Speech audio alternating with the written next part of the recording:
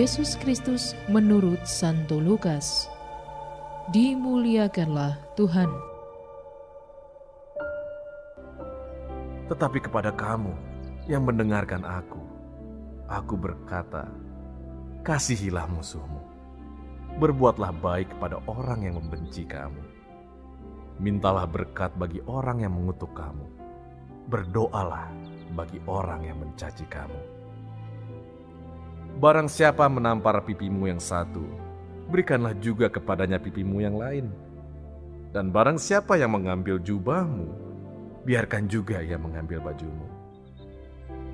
Berilah kepada setiap orang yang meminta kepadamu, dan janganlah meminta kembali kepada orang yang mengambil kepunyaanmu. Dan sebagaimana kamu kehendaki supaya orang perbuat kepadamu, perbuatlah juga demikian kepada mereka. Dan jikalau kamu mengasihi orang yang mengasihi kamu, apakah jasamu? Karena orang-orang berdosa pun mengasihi juga orang-orang yang mengasihi mereka. Sebab jikalau kamu berbuat baik kepada orang yang berbuat baik kepada kamu, apakah jasamu? Orang-orang berdosa pun berbuat demikian. Dan jikalau kamu meminjamkan sesuatu kepada orang, karena kamu berharap akan menerima sesuatu daripadanya, apakah jasamu? Orang-orang berdosa pun meminjamkan kepada orang-orang berdosa, supaya mereka menerima kembali sama banyak. Tetapi kamu, kasihilah musuhmu, dan berbuatlah baik kepada mereka, dan pinjamkan dengan tidak mengharapkan balasan. Maka upahmu akan besar, dan kamu akan menjadi anak-anak Allah yang Maha Tinggi. Sebab Ia baik terhadap orang-orang yang tidak tahu berterima kasih dan terhadap orang-orang jahat. Hendaklah kamu murah hati, sama seperti Bapamu adalah murah hati. Janganlah kamu menghakimi, maka kamu pun tidak akan dihakimi. Dan janganlah kamu menghukum, maka kamu pun tidak akan dihukum. Ampunilah, dan kamu akan diampuni. Berilah, dan kamu akan diberi. Suatu takaran yang baik, yang dipadatkan, yang digoncang, dan yang tumpah keluar, akan dicurahkan ke dalam ribaanmu. Sebab ukuran yang kamu pakai untuk mengukur, akan diukurkan kepadamu.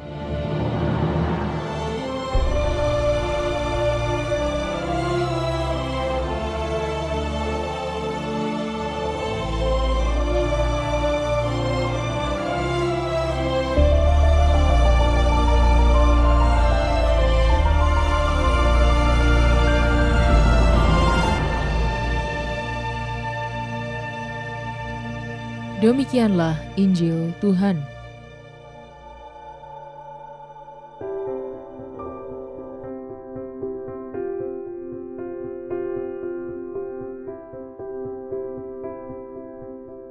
Mencintai musuh.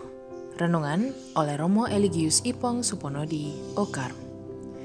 Ular adalah hewan karnivora, kelompok reptilia bersisik, tidak berkaki, lidahnya bercabang tipis tajam dan berdarah dingin. Untuk menghangatkan tubuh dan membantu pencernaan, ular perlu berjemur. Ada lebih dari 2.900 spesies ular dan 375 spesies ular berbisa. Makanan favoritnya tikus. Karakternya berbisa, indra lewat getaran, pintar memanjat, menerkam, melilit secara berkala berganti kulit, karena beberapa saat masih tersambung sinar infra ke tubuhnya. Kepala terpenggal masih bisa menggigit. Sejatinya, ular takut akan manusia. Dalam tafsir kitab suci, ular bukan pertama-tama sesuatu yang real, tapi menjadi simbol entitas atau oknum. Namun, yang paling dominan, ular menjadi simbol kekuatan jahat, identifikasi setan, licik, dan cerdik. Hal serupa banyak diungkap dalam aneka agama dan kepercayaan lain dengan nada magis. Sehingga kental pesan umum bahwa ular itu musuh abadi manusia dan patut untuk dibunuh. Lewat Injil hari ini, Yesus mengajak kita untuk menjadi anak-anak Allah, pribadi berkeutamaan yang lapang hati, sebagaimana Bapa di surga. Berani mengalahkan diri dengan belajar, tulus ikhlas, murah hati, pengampun, tidak tamak dalam perkara lahir dan batin, serta dipenuhi cinta kasih sejati. Kiranya tekanan ini terletak pada sungguh mengasihi musuh. Siapa si musuh ini? Ini menunjuk ke siapa atau apa ya? Musuh itu bisa realitas, simbol atau apapun yang bisa disebut. Bisa pribadi lain atau diri sendiri. Bisa kelihatan atau tidak kelihatan. Ular secara nyata bukanlah musuh. Ular salah satu aset lingkungan alam kita yang perlu kita lestarikan selama tidak menjadi hama. Mereka mengontrol populasi tikus dan lain-lain dalam rangkaian rumit harmoni sirkulasi bumi. Musuh yang jauh lebih bahaya adalah yang disimbolkannya dalam kekuatan jahat yang merasuki hati insan, sehingga serakah lahir dan batin. Maka kita diminta mencintai musuh, real, pribadi yang berpeluang bertobat dan menjadi sahabat bagi sesama dan juga alam. Selamat menikmati menu hari ini.